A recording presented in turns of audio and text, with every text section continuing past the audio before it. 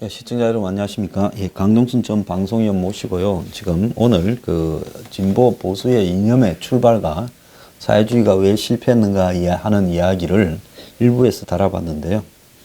2부에는 최근에 이제 이 한국적 현상으로 이런 논리들을 좀 적용해 가지고요. 지금 올림픽을 계기로 이념 대립이 굉장히 심화되고 있지 않습니까? 이런 문제들을 좀 논의를 해보도록 하겠습니다. 예. 근데 지금 현재 이번에 그 현송월이 와서 뭐 호텔 앞에 들어가는데 한 사람이 뭐 우리 민족은 하나입니다 하고 이렇게 소리를 질렀어요. 그래서 한국의 좌파, 참 한국의 좌파는 이 이념 분류에서 어디에 갖다 넣어야 될 건지도 잘 모르겠어요. 민족을 좋아하는 거는 대체로 우파가, 극단적 우파가 주로 하는 거 아닙니까? 네. 그죠?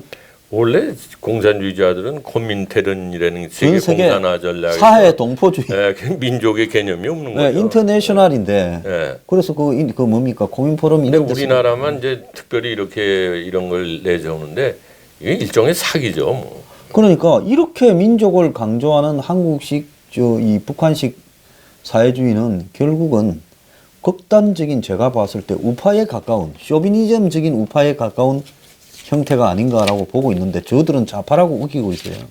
그러니까 따지고 보면은 이제 그 뭐 얘기가 별도로 또 얘기를 하자면 이 김정은이 할아버지 김일성이도 많은 사람들이 남한에서 그때 그 사회주의에 대한 실험이 시작되는 단계니까 꿈을 안고 북에 올라갔다가 다 숙청당한 거예요. 김일성이부터가 그거는 사회주의 공산주의도 아닌 정치를 한 겁니다. 일당 독재를 한 거고 원래 뭐 이 저 공산주의 사회주의는 집단 지도체제 아닙니까? 근데 그렇게 했는데 이 아들은 거기서 더 나쁘게 돼 가지고 지금 형편없는, 나는 우리 민족끼리 하는 말은 악마의 외침이라고 생각합니다. 악마의. 예. 예? 저는 일종의 지금 북한의 이 정치 시스템 또 거기에 동조하는 한국의 정부 좌파들은 일종의 파시즘이 가깝다고 저는 보고 있어요. 맞습니다. 왜 그런가 하면 민족에 대한 극단적인, 한마디로 집착, 그리고 다른 어떤 민족들에 대한 배타적인 저항의식. 한번 보십시오. 반미, 반일. 얼마나 모든 가치를 반미, 반일에 갖다 대고 민족이 최우선이다라고 하지 않습니까? 이거야말로 극단적인 우파, 파시즘이 나타내는 부분이고요. 그 다음에 또 보면 이 사람들은 항상 공격적이지 않습니까? 북한식 지금 사회주의는요, 전 세계를 핵과 미사일로 공격하겠다. 그래서 뭐 내 나라. 과거에 보면 이 히틀러나 이 무솔리니가 항상 군사력을 앞장세워서 이웃 나라들을 먹어서 밑에 두려고 하지 않았습니까? 그런 부분이라든지, 그 다음에 자국 국민들을 굉장히 이렇게 착취식으로 동원하는 부분, 이런 거를 보면 파시즘의 전형이 이게 파시즘이고 사회주의에서 깡패 집단입니다. 네. 근데 지금 근대 국가는 어떤 가치로서 이렇게 국가가 형성이 되지 뭐 인종이나 민족 같은 거는 그게 점점 없어지고 있는 겁니다. 미국도 보세요. 유나이티드 스테이츠 안에 중국도 인종이 많습니다. 55개 이루어졌다.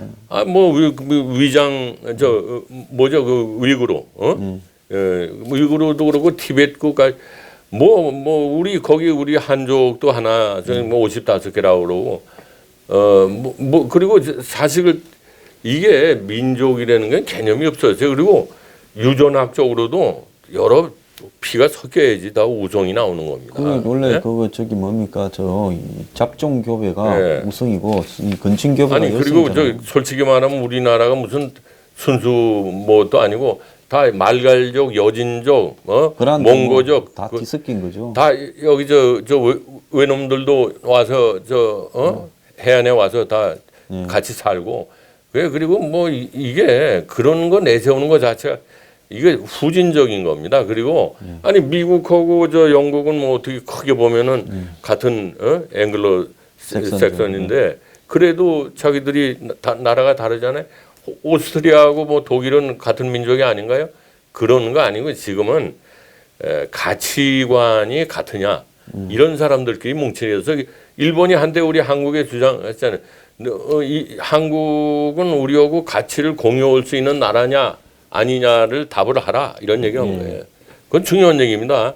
선거가 있는 나라와 법치가 있는 나라냐 아니면은 일당 독재 법치 국가도 아니고 인권도 없고 자유도 없는 나라냐 선택을 해라 이런 얘기입니다. 이게 뭐 우리 민족끼리는 아주 후진적인 거고 아니 생각을 해보세요. 어떻게 깡패 같은 놈이 어디 나하고 뭐 피가 좀 섞였다고 우리 집에 와서 개판 치고 그러면 이웃집에 나하고 가깝게 지낸 대화가 통하는 사람이 중요하지. 그런 걸 형제라고 하겠어요? 아니, 가까운 가족도 잘 지내는 친구나 이웃보다 못하죠. 아, 그럼요. 예, 그런데 여기서 이제 중요한 거는 우리의 소원은 동일, 민족은 하나다. 이게 한국의 좌파의 가치에 대해서 요즘 2030이 완전히 저항하고 나섰다는 거 아닙니까? 뭘 같이 사냐? 우리가 가치를 공유할 수 있는 거라면은 EU도 그런 데입니다. EU에 들어오려면은 조건 EU 카운슬이라는 데서 너희들 자유민주주의 체제, 시장 경제, 인권을 존중하느냐 우리만큼 그렇다면은 거기서 자격 심사를 해가지고 EU에 받아들이는 거지 아무나 받아주는 게 아닙니다. 특히가 못 들어가고 있잖아요. 그래서 제가 뭐 다 아는 얘기지만은 젊은 사람들한테 우리 시청자 여러분들이 좀 이 북이 어떤 나라인가 좀 강조할 필요가 있을 것 같아요. 그런 의미에서 다 아신 얘기지만 좀 반복을 하겠습니다. 이 3대 세습 왕조입니다. 이건 사회주의 국가도 아니고 이건 나 우리 내가 욕몰링이지만 한국 사람 조선 사람들의 DNA를 의심하게 하는 3대 세습 왕조가 이게 뭡니까 지금 전체주의 국가예요. 이건 뭐 일당 중국은 일당 체제죠. 근데 이 북한은 1인 체제입니다. 이게 이게 법도 없어요.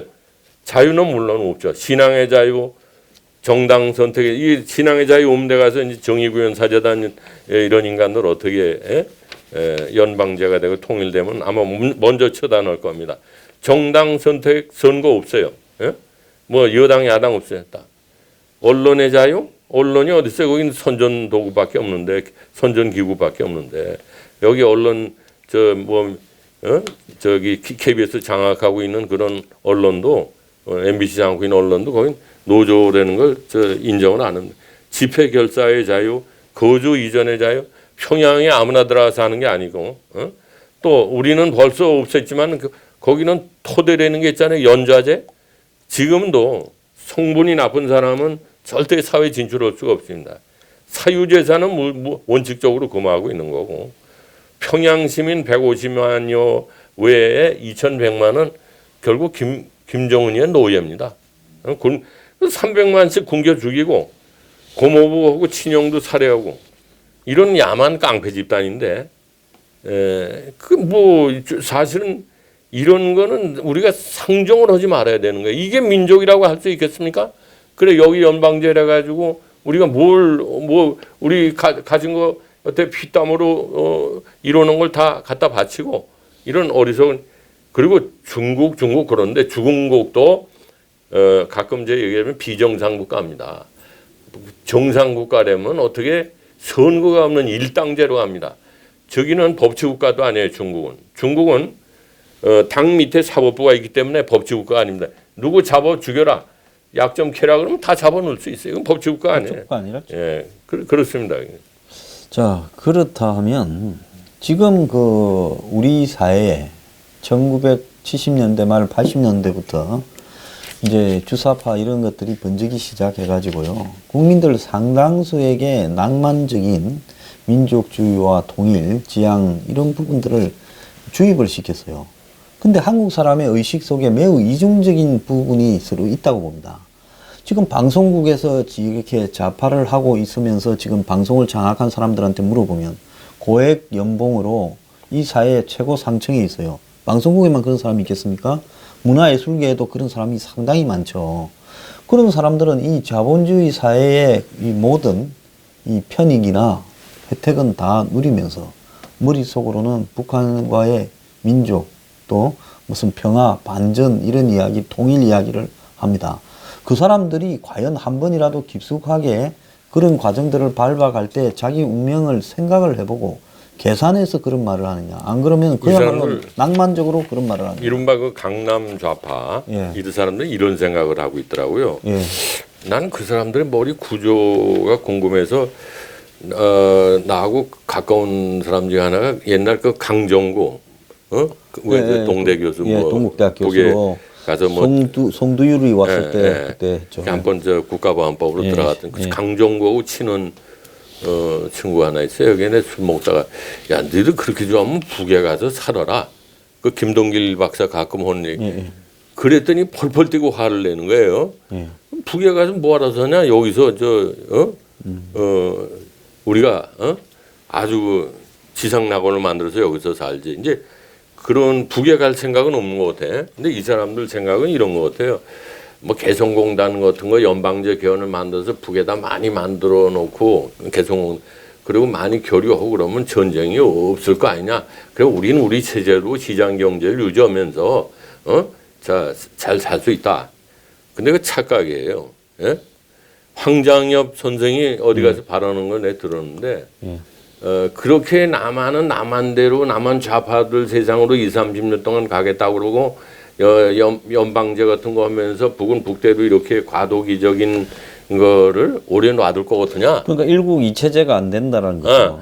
오래 놔둘 것 같으냐? 오래 놔두면 북이 체제가 무너져요. 그럼요. 그러니까 오래 놔두지 않고 여기 남한의 반쪽은 쥐들 말 잘 들으니까 지금은 반이 아니고 뭐 4분의 3 같이 보이지만은 잘 보이니까는 빠른 시일 내에 수년 내로 연방제가 시험 수년 내로 여기 특수부대를 내보내가지고 접수한다.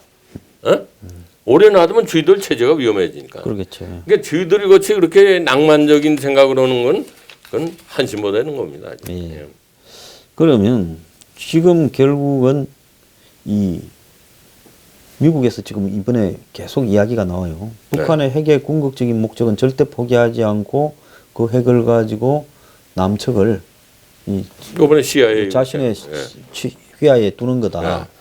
이런 이야기를 하고 있는데 지금 우리 국민들 같은 경우에 지금 가장 근본적인 사실을 믿고 있는 거 아닙니까? 뭘 믿느냐? 결국 북한이 저러는 거는 이 미국 때문에 저러는 거고 미국만 사라지면 남과 북이 잘 지내고 또 중국과도 가까워지면서 결국 이 만악의 근원에 미국이 있다. 그리고 일본이 있다. 지금 그렇게 이야기를 하는 부분이고 북한은 그런 위기만 없어지면 어느 시점에 가서는 당장은 아니지만 핵을 없앨 거다라는 막연한 믿음을 가지고 있잖아요. 그리고 중간에서 이제 중국이 잘 가운데 뚝이 무너지지 않도록 잘 도와줄 거다. 그래서 저는 한번 제가 만약에 대통령이라면 만약에 집권을 했어요.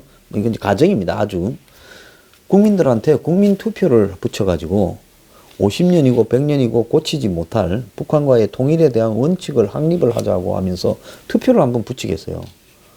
정말로 북한이 핵을 없앨 거라고 보느냐부터 시작을 해서 여러 가지를 다 국민들한테 좀 물어봐야 됩니다.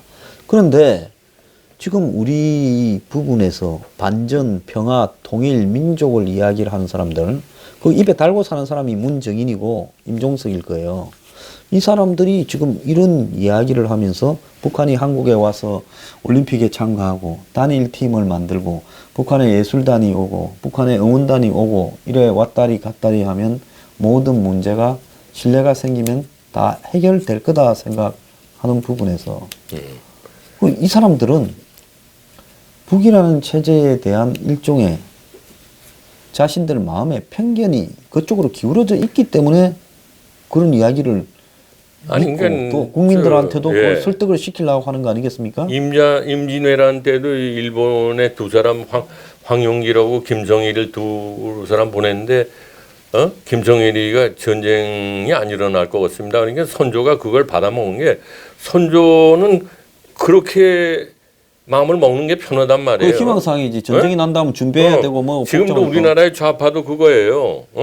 그렇게 생각하는 것이 마음이 편하다. 어? 남북 교류를 하고 뭐 몇십 년 후에는 통일이 되지 않냐. 그런 생각을 어리석은 자인데 그리고 중국이 우리 편을 절대 안 들어준다. 요번에 문이 내 요새 대통령이라는 이름도 붙이고 싶지가 않아요. 그 좀 이 사람이 나도 나이를 먹어서 좀 점잖게 얘기하고 싶은데 모자란 사람 아니면 좀 정신병에 걸린 사람 같아. 문이 저 요번에 시진핑이 만나러 갈 때 혼자 밥 먹고 그러면서도 뭐 기자 얻어맞고 다니고 그랬는데 촛불 시위 얘기 한 번도 못했죠. 안 했죠. 예? 못하게 한 겁니다. 왜냐하면 시진핑이가 제일 우려하는 게 뭐냐면은 천안문 사태가 다시 발생하는 걸 제일 두려워하는 겁니다. 근데 이 촛불 시위는 그런 연장선상에 있는 거거든요. 그러니까 그따위 얘기하지 말라 그러는데 이게 뭐 만약에 하나 연방제 비슷하게 되고 교류를 한다? 그러면 이 문을 갖다가 도와줘서 뭐 칸막이 유지시키게 뭐 중간에서 역할 천만의 말씀이에요. 예? 난 그렇게 생각 안 합니다. 예, 저도 그렇게 생각을 합니다. 자, 그러면 지금 이제 마지막으로 국민들이 현재와 같은 이런 상황에서 무엇을 해 나가야 되는가 하는 문제가 있는데요. 자, 여기 요즘 가장 중요한 부분을 바라보면 사람들이 상당히 패배의식에 많이 절은 것 같아요. 굉장히 문정권을 두려워하고요. 저는 그런 생각을 전혀 안 합니다. 솔직히 말하면 이렇게 지금 요즘 하는 걸 보니까 갈수록 도가 지나쳐요. 그래서 이제 끝이 다가오구나 하는 생각을 저는 굉장히 느낍니다. 예. 네. 그런데 많은 사람들은 굉장히 무서워하고 두려워하는 것 같은데 이 부분에 대해서 좀 어떻게 보십니까? 저도 이게 적어도 1년 안에는 결판이 난다고 봅니다. 여러 가지 경제적인 사정이나 문의 지지자들이 이렇게 좀 우왕좌왕하고 그런 거로 갈 때는 경제라는 거는 지금 농촌까지 그 최저임금에 영향을 미친다고 그러니까는 그걸 저희들이 이른바 소득주도 성장이라는 실험을 뭐 지금 와서 걷어들이기는 이제 쪽팔리니까 적어도 1년은 해볼 거 아니에요. 예? 그러면 이 부작용이 엄청나게 크고 도저히 안 되겠다. 그러면 바꿀 거예요. 예? 안 바꿀 수가 없지. 아니면은 요즘에 그 정신 나가는 것이 이 사람들이 드라이브를 거는 거 보면 또 다른 칼을 빼서 할 수도 있습니다. 이게 1년 안에 결판이 나는데 이게 세상에 공짜는 없습니다. 제가 이 책을 지난번 편에서 보여드렸지만은 에드먼드 보크가 한 아주 제 마음속을 울린 말 한마디가 있습니다. 그 전부터 제가 좋아하는 얘기인데 악이 성공하는 유일한 길은 선한 사람들이 아무것도 하지 않는 거다. 이겁니다. 아무것도 안 하면 선한 사람이 아니고 그놈도 나쁜 놈이죠. 나쁜 거죠. 근데 이게 우리 까마귀 우는 것을 백로에 가지 마라. 이런 지식인들, 비겁한 지식인들의 생각이 그냥 관찰자로서 구경만 하고 나중에 과실이나 따먹고 제목을 좀 바꿔가 악이 성공하는 것은 선한 사람이 아니라 덜 악한 사람들이 이렇게 침묵을 그렇죠. 그게 더 정확한 표현이죠. 선함을 내세워서 악한 짓을 골고루 요즘 국정원에 보면 국정원에 간첩 잡던 사람들을 현성월이 시다발이 시켜도 국정원의 대공 기능을 해체한데도 그 안에서 뭐 꽥소리 하는 놈이 없잖아요. 놈 하나 없잖아요. 검찰에 이제 보니까 한 명 나왔대요. 글을 올려가 아니 그건 나쁘게 표현하면 가정 부인을 술집에 가서 심부름 시킨 거나 마찬가지입니다. 간첩 잡던 놈을 갖다가 어떻게 가이드를 시켜요? 그러면 말이 그렇게 이 모욕을 주는데 그 모욕을 감수하면서 견딘다는 거는 국정원 직원 수천 명이 한마디로 정의로운 이 사명감이 하나도 없이 여태까지 주인이 바뀌면 먹이 주는 사람 따라 그냥 내 주인 임내 하고 사는 놈들이 국정원 직원을 한다는 거 아니겠습니까? 아니 그리고 최근에는 아주 이게 위기 상황이다.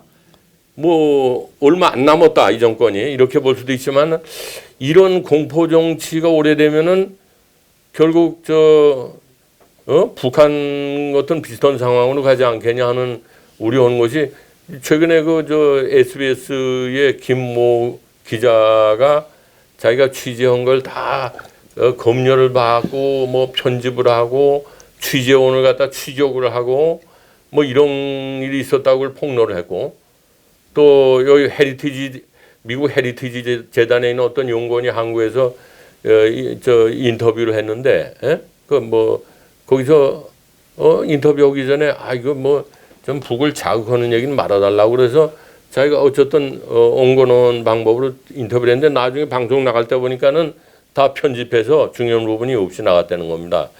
이게 마치 그 조지 오웰 1984년 같이 이 사회가 이렇게 되는데도 야당이라는 이 자들은 말이야 이게 얼마나 심각한 문제인지 모르고 모르는 게 아니라 그만큼 다 더러운 놈들이니까 잡혀갈까봐 비리가 많으니까 잡혀갈까봐 모르는 척하고 조둥이를 딱 땅에 쳐박고 숨어 있는 거죠.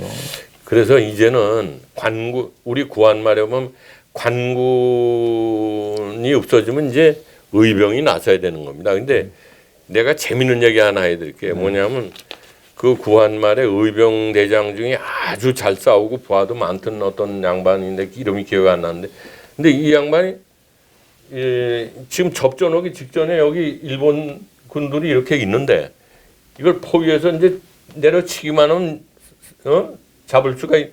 이길 수가 있는데 고향에서 연락이 온 거예요.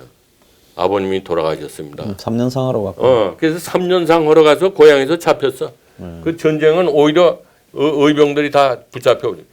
이런 식으로 입만 가지고 하면은 나라가 망하게 돼 있다는 거죠.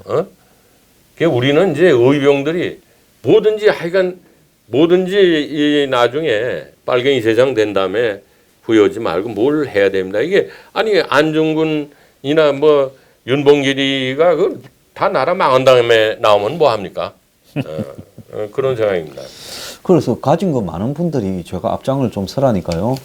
솔직히 말하면 없는 사람이야. 여기 가서도 없이 사나 저기 가서 없이 사나 뭐 별 이럴 것도 없는데 이럴 거 많은 분들이 강남 자판이 뭐니 폼 잡다가 하루아침에 다 날아가니까 당신들이 나중에 제일 어려워집니다. 그래서 제가 전에도 한번 그랬더니만 또 가진 게 많은 사람들이 목소리가 커서 우리 보고 왜 싸우라 하냐고 또 저한테 욕도 좀 하대요. 아니 그러니까 그 사람들이 우리 역사를 보면은 이게 반복이 되는 거예요.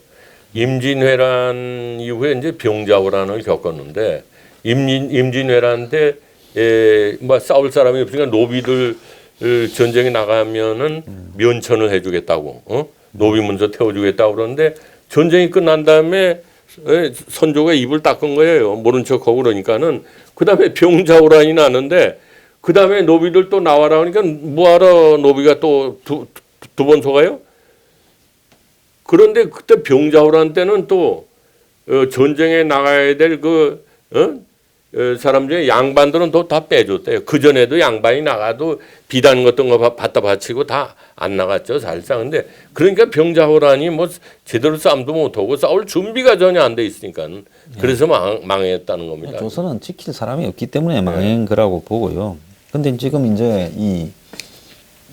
지금 문 정권이 제가 볼 때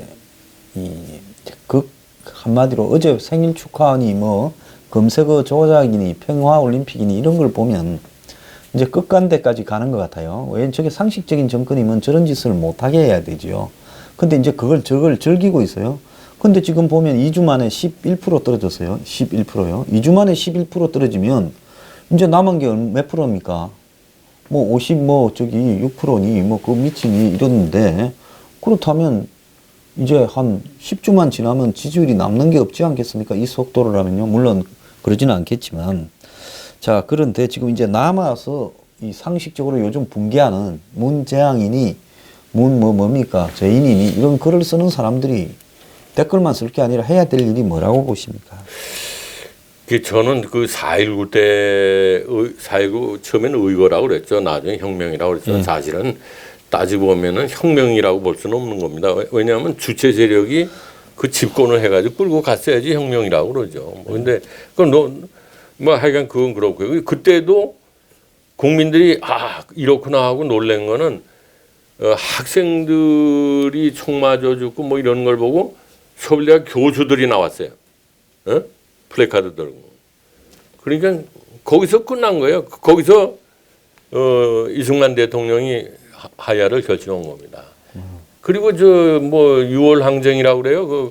그때도 넥타이 부대들이 많이 나오면서 싸움을 상황이 할 수가 달라진 없었죠. 거예요. 싸우려. 지금도 물론 이 태극기 집회에 나간 분들이 뭐 4분 오열되고 뭐 그렇지만은 이 지식인들이 우리나라 지식인들이 너무 비겁하고 아까 소장님 말씀으로 선한 사람들이 아무것도 안 오는 게 악이 성공할 수 있는 길이다. 근데 선한 사람들이라고 볼 수 있느냐 이게. 예? 네, 그래서 우리는 나서야 됩니다. 이제는 온몸으로 나서서 1년 안에 결판이 나니까 1년 동안만이라도 나서야 된다 이게. 요번에 내가 어디서 듣기에는 개신교 쪽에서 천만인 서명 운동을 한다고. 뭔 서명을 하는 거예요? 내가 보니까는 사회주의 반대하고 개헌을 반대한다. 네. 뭐 이런 쪽. 물론 이제 1000만이 다 될지 500만이 될지 모르지만 지금도 뜻 있는 사람들이 이 언론이 썩었으니까 언론인들도 지식인이라고 볼 때 저도 거기서 밥 먹고 살았는데 어떤 분이 또 댓글에 넌 뭐 잘났다고 그러냐. 근데 저 잘난 건 없습니다. 그러나 제가 여태까지 살아오면서 남의 돈을 먹은 적은 없습니다. 그리고 부족하지만 제 능력껏 살아왔고 남의 돈을 먹은 적은 없습니다. 그리고 나라 걱정을 늘 해왔고. 근데 지금 이 언론이 제일 적었어요. 제일 중요한 언론이 제일 적었고 지식인들, 교수라는 사람들 정말로 형편없어요. 보따리 장사. 뒤에 술 먹을 자리에서는 나도 이렇게 교수했던 놈들 이렇게 만나면 술 먹는 자리에서는 얘기를 해. 그리고 구경꾼이야. 이런 사람들 때문에 나라가 망하는 거예요. 제가 저보다도 아는 게 많고 잘난 사람들이 많습니다.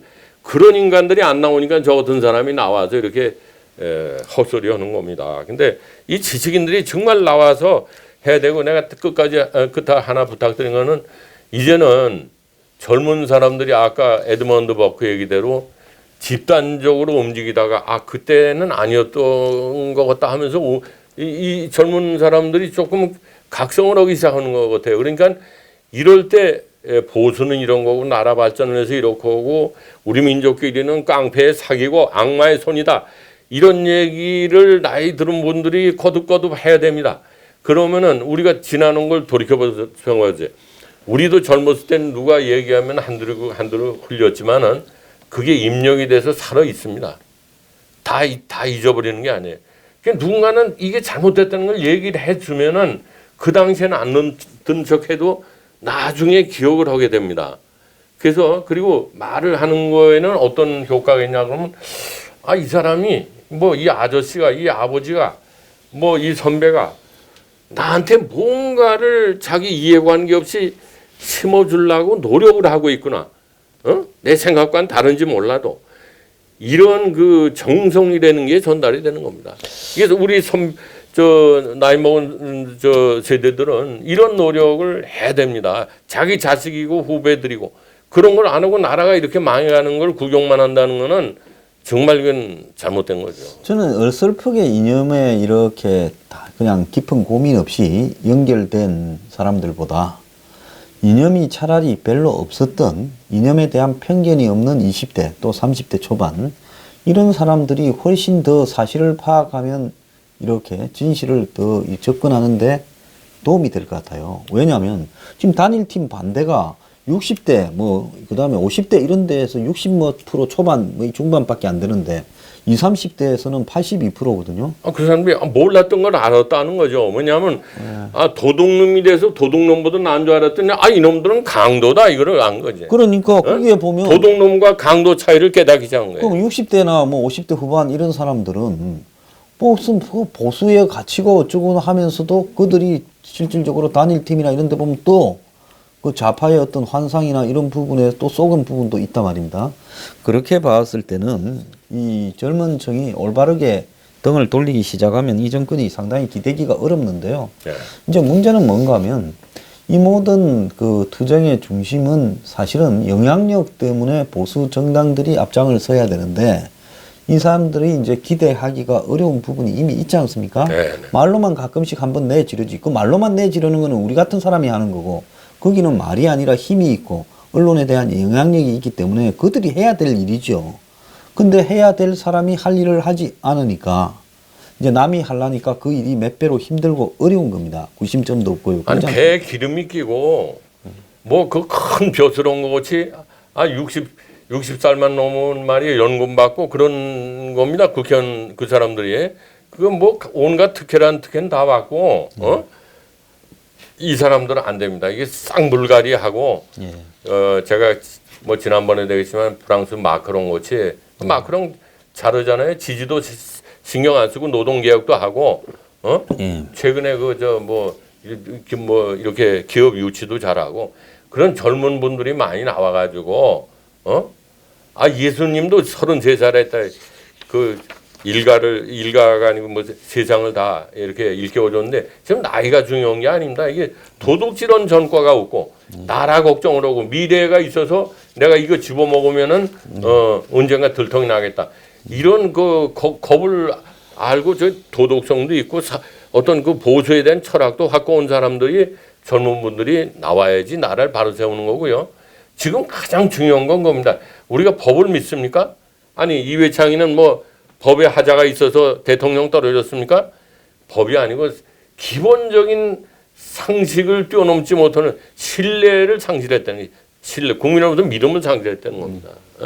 이 기존의 말이야 이당 저당이고 보수 이 사람들은 스스로 물러나는 것이 나라를 위한 길이 아닌가 그런 생각입니다. 다음 순서에는 이 부분을 좀 집중적으로 다뤄보도록 하겠습니다. 자, 오늘 그 진보와 보수와 과연 어떻게 시작이 되었고 왜 이 사회주의는 몰락할 수밖에 없는가 하는 이야기를 다뤄봤고요. 또 2부에서는 지금 현재 우리가 당면하고 있는 이념의 대립의 실체가 뭐고 또 그걸 갖다가 우리가 지금 가치 있는 우리 자유민주 체제를 지키기 위해서는 무엇을 해야 되는가 이야기를 나눠봤습니다. 오늘 나와주셔서 감사합니다.